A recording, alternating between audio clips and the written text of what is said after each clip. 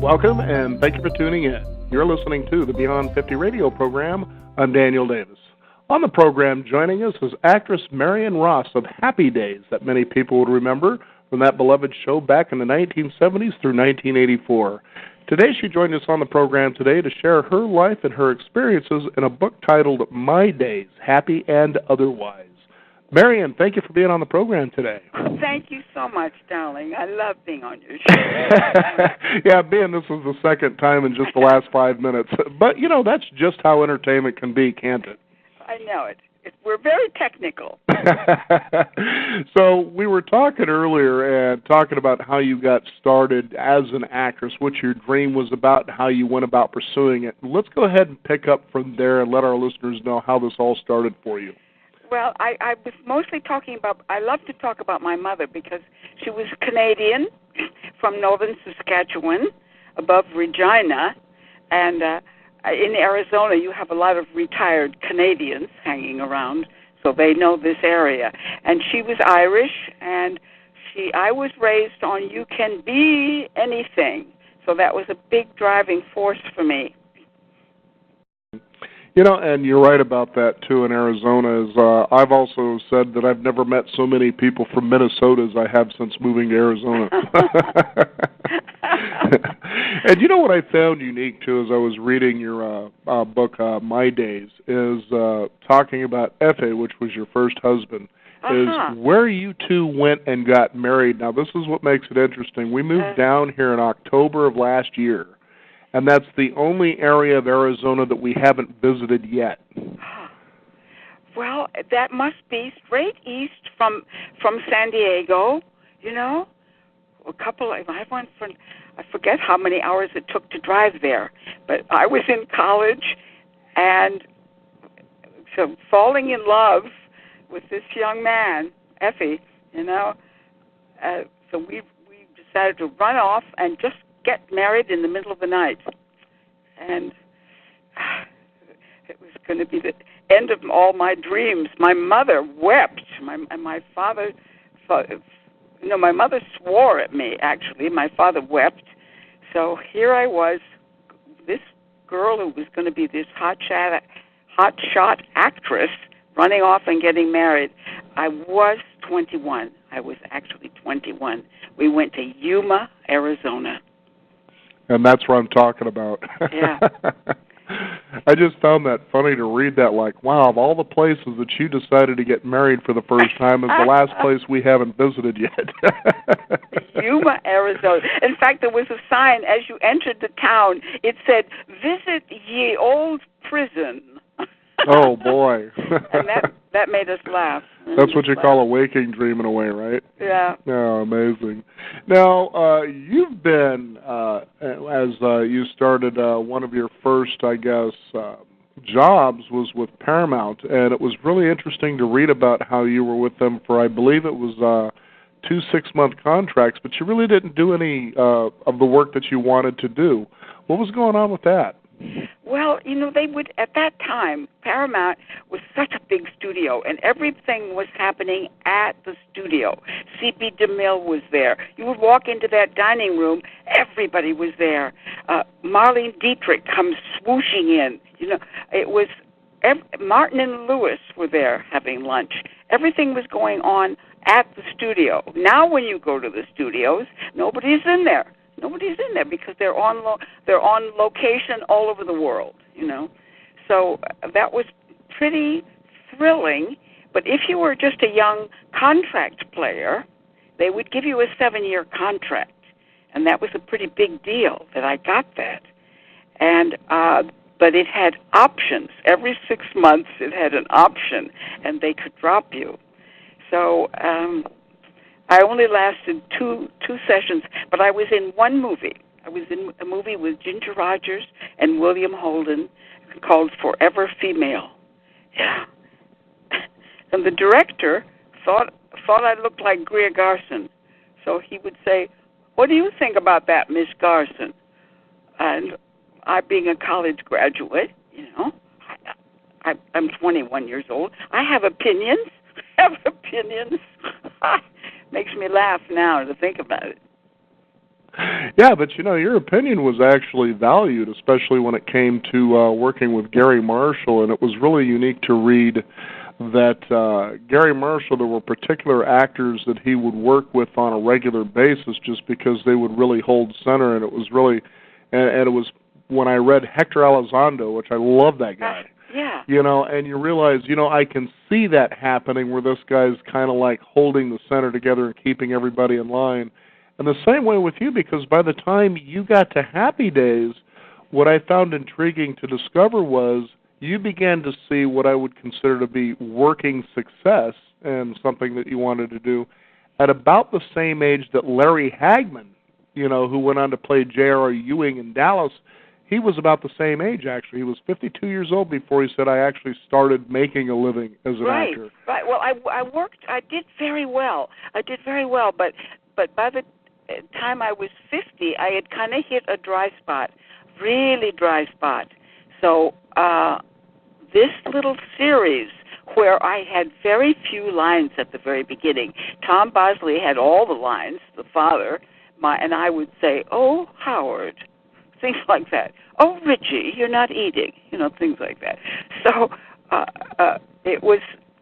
I didn't know that Happy Days would go on for 11 seasons, and we would all become famous. Well, not only that, but a phenomenon. It's rare that for instance, in this industry, that you can, it takes time to get work, and much less good work, steady work. It seems to be.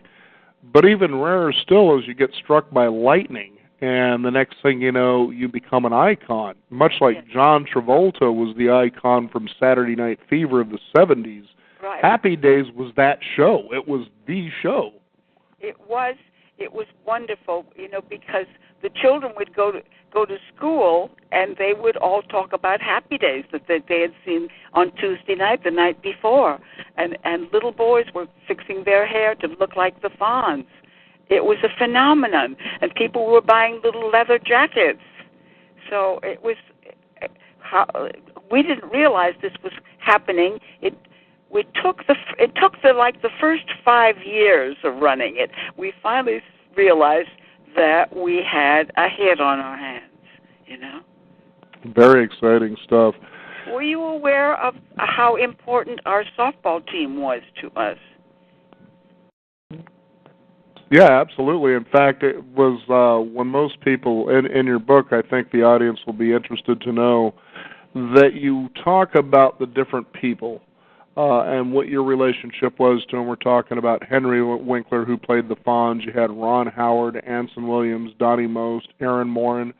And then they get interviewed, and they talk about what it was like to have, be in relationship with you. And one thing that seemed consistent that cracks everybody up was you in softball. I was what? Was you in playing softball. They always seem to remember that in a funny way. I could really hit. See, I could really hit. In fact, if you come to my house, I have my own baseball bat right up by my bedroom door, inside my bedroom. In case a burglar comes, I got him. Okay, I got my own mitt. I have a full uniform. With the baseball, I can't tell you. I would say to my, girlfriends who were like 50 years old like me, I would say, well, I gotta go to ball practice today. And you played those softball games not only all over the country but all over the world as well. Well, we went to the East German border and played near Gebelstadt, where Hitler had been, stationed up in the mountains, and we played with the U.S. infantry over there. And here, it was so funny because here are these boys doing war games, and all of a sudden they're all lined up. They've got camouflage on their faces. This is very serious stuff. Here comes the whole cast of Happy Days, and we have these red jackets on, and I can't tell you how thrilling all that was. And right across no man's land, you could see in with field glasses, the Russians were watching us across the no man's land. Wow. watching us play ball. Mm-hmm. Oh, so fun. See, and that's what makes you also unique, too, in talking with you, is when you consider the times that you grew up in. You grew up during World War II. Absolutely. Oh, it was very, very, very important thing. It was the hub of our lives, right? It's when the war was over was when our family, my father had been stationed at the Panama Canal working for the government. So he was transferred to San Diego. We sold our house in Minnesota. We all got on the train and we moved to California. I wanted to go to New York City because I was going to be a stage actress. But by going to San Diego, to the Globe Theater that they had there, and it wasn't long before, at age 22, 23, I was under contract to Paramount Studios. Yeah. And it was funny as you mentioned your home in Minnesota, and you felt that you were kind of poor, I guess, if you will, but by the time you got to San Diego, it was even worse as far as homes go. And when you were describing military housing, I have experience with that during and just after Vietnam. So yeah, there you are. With rows and rows of Navy housing, one-story housing. Everybody had the same furniture. You had everything. But you see, it all contributed to giving me an awful lot of drive. Now, I want to tell everybody that I have everything. I call my house Happy Days Farm. I have everything. Including grandchildren. That must be wonderful. I do have wonderful grandchildren. I have a 28-year-old granddaughter who's throwing a big party for me today. And then I've got an 8-year-old and a 7-year-old. So it's a great life.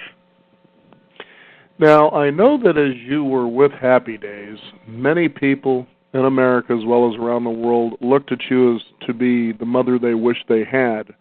But what was really enjoyable about reading your true story about who you were outside of being Mrs. C was you were also, to me, a lot like my mother was growing up. She had to go out and earn a living. I mean, she was a single mom with 3 boys for quite a while there.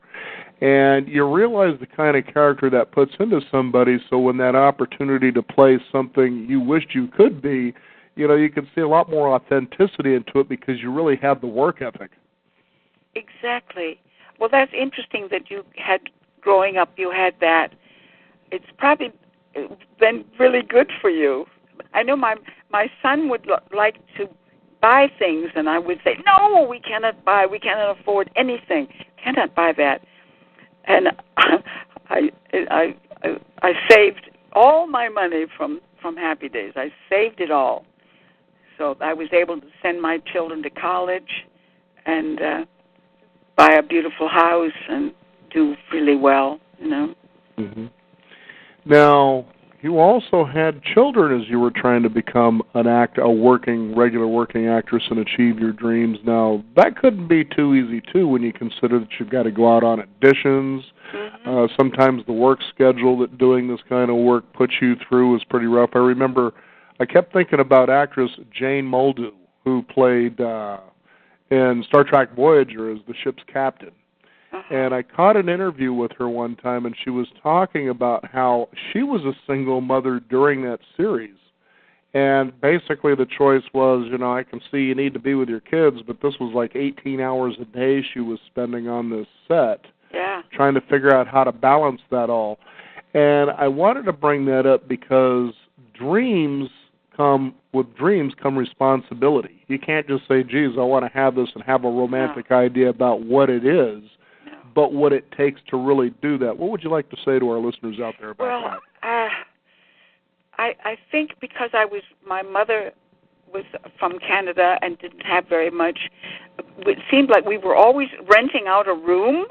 When I was a kid, we was always renting out a room to somebody.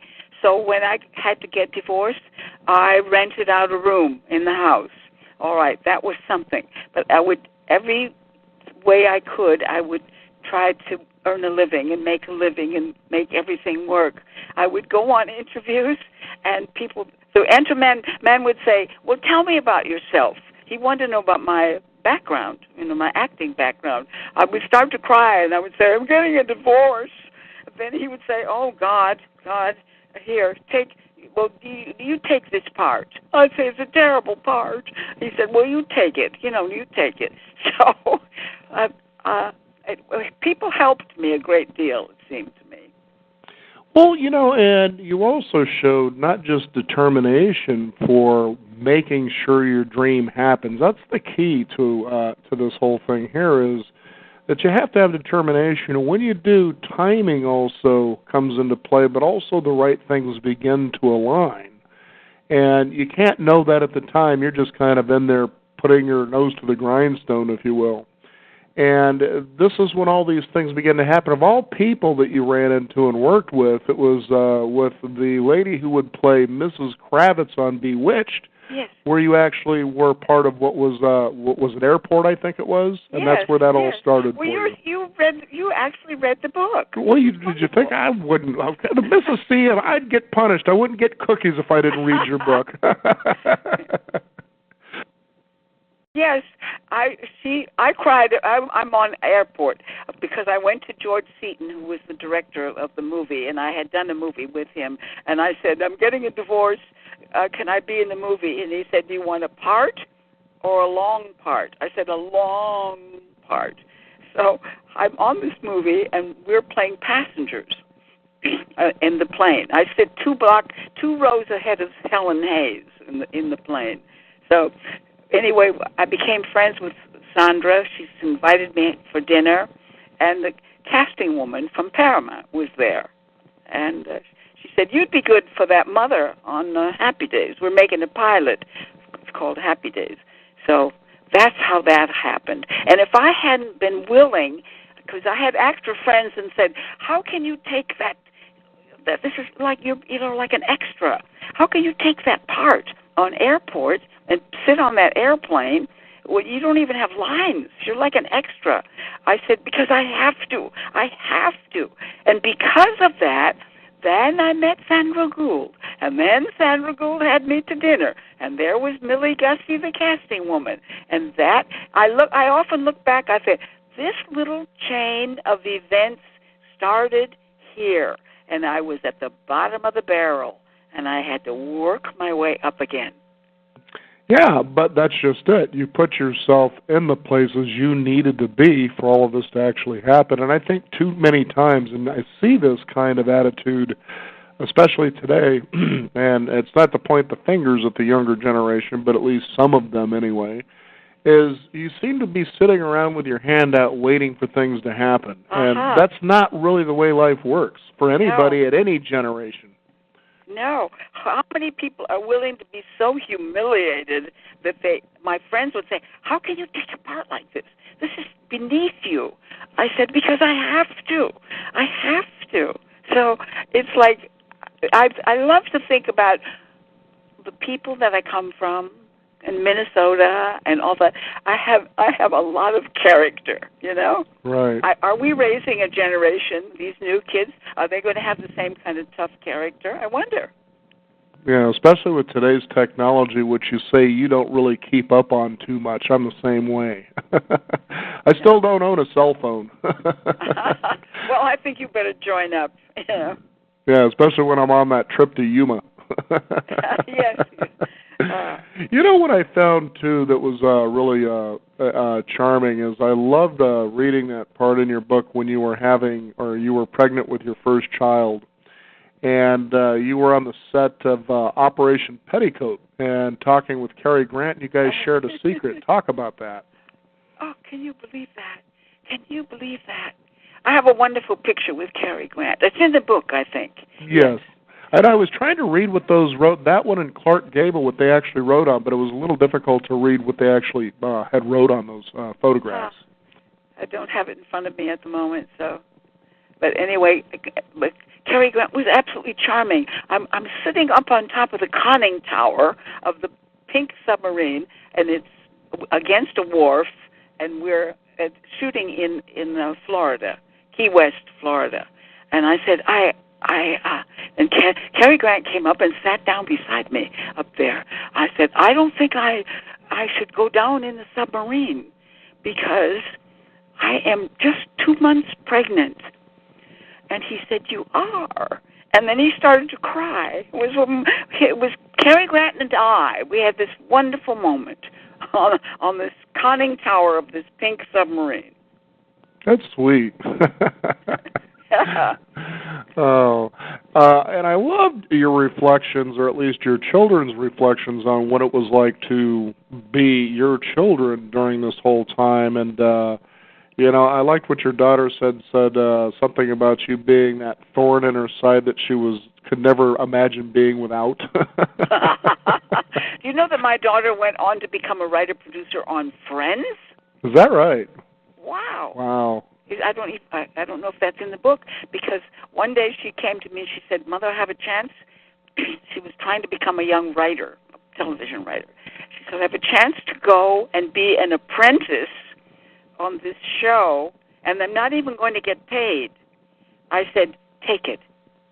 Take that job. Absolutely. Yeah, and then she ended up as a producer, writer-producer on Friends, and made a lot of money. In fact, she has a contract now with ABC. She is trying to create a new series. Any ideas what that might be? Or? And her name is Ellen. She's named after my mother, Ellen Kramer. So, and my son Jim Meskimen, you might know Jim. He's in a commercial that played quite a bit, and he was playing George Washington being dragged in his boat across the freeway for Geico. You might have seen that commercial. Anyway, that's my son Jim. So my children are wonderful, hardworking, and doing very nicely.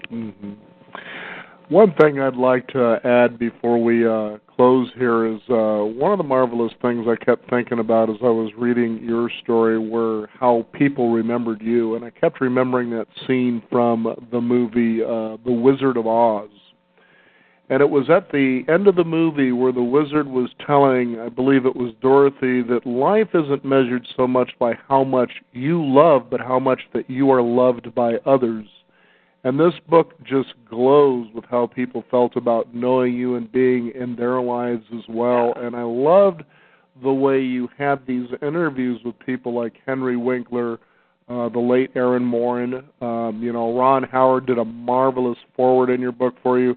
And it went to show a testament that this just wasn't a moment in time where you all worked together for 11 seasons, but that you're truly in touch and connected to this day. As I had said earlier, Scott Baio is your neighbor, for crying out loud. I mean, you guys were really close. Went very recently to a big party in Ron's honor. He and his daughter Bryce Dallas Howard shared their birthday, so they had a big party in Hollywood at one of the studios, and we were there. Everybody was there. We truly did become a family. And was that dinosaur themed at that party? I don't know. Bryce being in the new Jurassic Park movies and all, so. Yeah, I guess, yeah. Well, Marion, I want to thank you so much for taking the time to be on your program, and the fact that you're going to have this great party tonight sounds like a good time. Hopefully we'll be able to swing by and say hello to you when my wife goes to visit Los Angeles with me for the first time. Please do. Yeah. All right. Thank you so much for being on the program today. Thank you, darling, and my love to all my friends in Arizona. Absolutely. All right. We want to thank you. Bye.